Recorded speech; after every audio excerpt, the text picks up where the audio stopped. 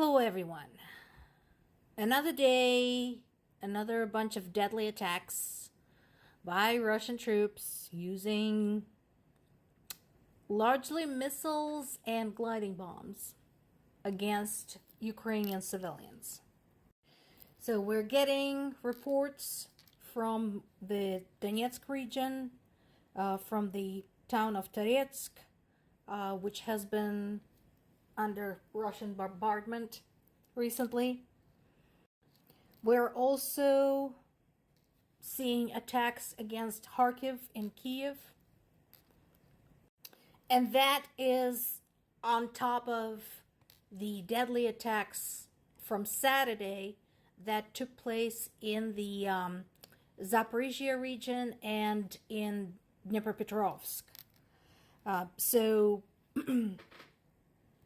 in Kharkiv region, the hit was against a post office, and a postal worker was killed. And in Kyiv area, there are some falling pieces from Russian missiles that hit a 14-story apartment building. If you want details on these recent attacks, these are from Kyiv Independent, and remember I mentioned before, Ukraine's censor and Kyiv Independent both come in English. So you don't have to speak Russian or Ukrainian to be able to read these. This one talks about what are we dealing with in terms of casualties. So in Zaporizhzhya region, that's the strike that took place on Saturday in a park in the center of the town of Volnyansk, killing 7 people, including 3 children. In Kharkiv, this is the postal depot, the one I just mentioned. In addition to the 1 dead postal worker, we also have 9 wounded. Now, one of these points, the one about strike drones with some serious long-range capability, that is good news. And the fact is that Ukraine is capable of ramping up manufacturing of these, even as it's getting bombed to shit. That is pretty amazing. But all in all, things are very grave. Of course, my biggest question remains is why? Why, oh why, oh why does Ukrainian government and Ukrainian people have to reiterate to their allies that they need extended range weapons and they need permission, unconditional permission, to use those against targets in Russia while this is going on?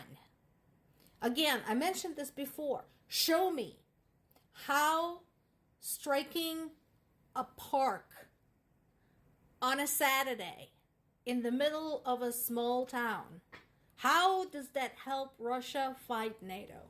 Show me exactly how that is supposed to work. What military target were they looking for in a postal office in the Donetsk region? What kind of secret biology lab was hiding in a building that got struck by a missile on Saturday in Kharkiv? Explain that to me. I'm sorry, not in Kharkiv, in Dnipropetrovsk. And the last but not the least, again, what do Ukrainians have to prove exactly? The evidence is there. We have satellite imagery. We have the ability to trace where the rockets are coming from, where they're flying to. We have eyewitness accounts out the wazoo. What do we have to prove in order to be allowed to defend ourselves? Because I'm telling you, this is bullshit. Now, we do have some international impacts. That continues. That hasn't gone anywhere. I've mentioned Taiwan several times. And I mentioned it in conjunction with China's involvement, and I said this before. This whole thing is basically a test of precedent from China's standpoint, because they want to know what Russia can get away with and for how long invading Ukraine, as it's considering its own territorial disputes, including Taiwan. So, I'm kind of hoping this is on the radar screen for the world's governments, because it should be.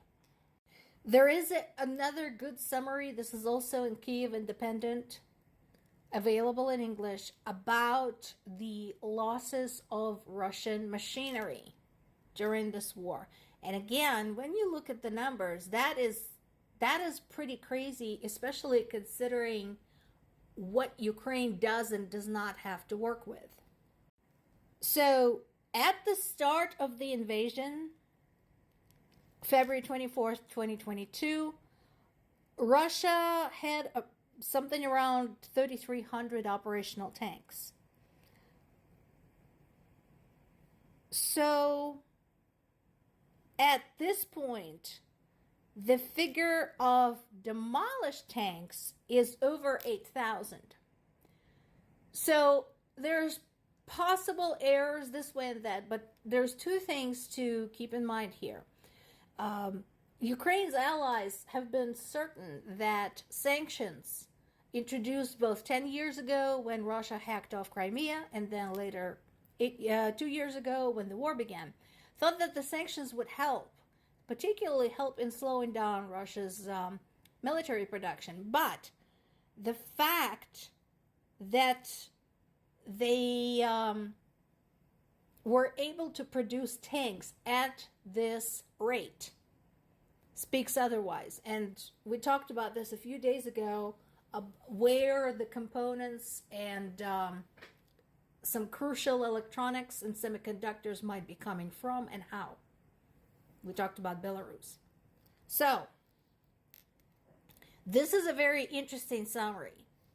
On one hand, is it a good thing that Ukraine is kicking ass when it comes to Russian tanks? Yes. But, on the other hand, it's not great that this stuff keeps rolling in, because it shouldn't be. Russian tanks have no place on Ukrainian soil. Plus, the article does point out that there is a possible classification error in terms of what is considered a tank when these numbers are being collected. So, like I said, interesting, good to know, and at the same time raises a lot of questions. Something else. There are a lot of people who believe that Ukraine purposely bombed civilians in Belgorod and Kursk.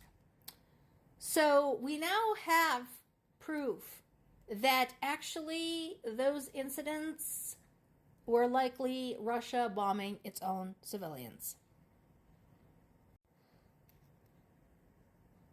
The reason being largely defective munitions. Now, we talked about defective missiles in the past. That is the stuff they got from North Korea. Okay, that is a separate category. In this particular case, we are talking about those dreaded glide bombs. The article cites, for example, a partial collapse of an apartment building in Belgorod that killed 17 people.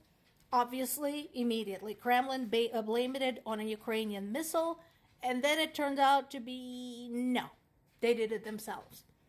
So it's kind of ironic because they are using those gliding bombs extensively, but here's the thing, gliding bombs are actually not that complicated to put together, but Russians managed to fuck up even that. At this point, it's a matter of time before their own citizens are going to get sick and tired of getting bombed by their own armed forces. But unfortunately, this also means that Ukrainian civilians are going to suffer from the same glide bombs until that happens.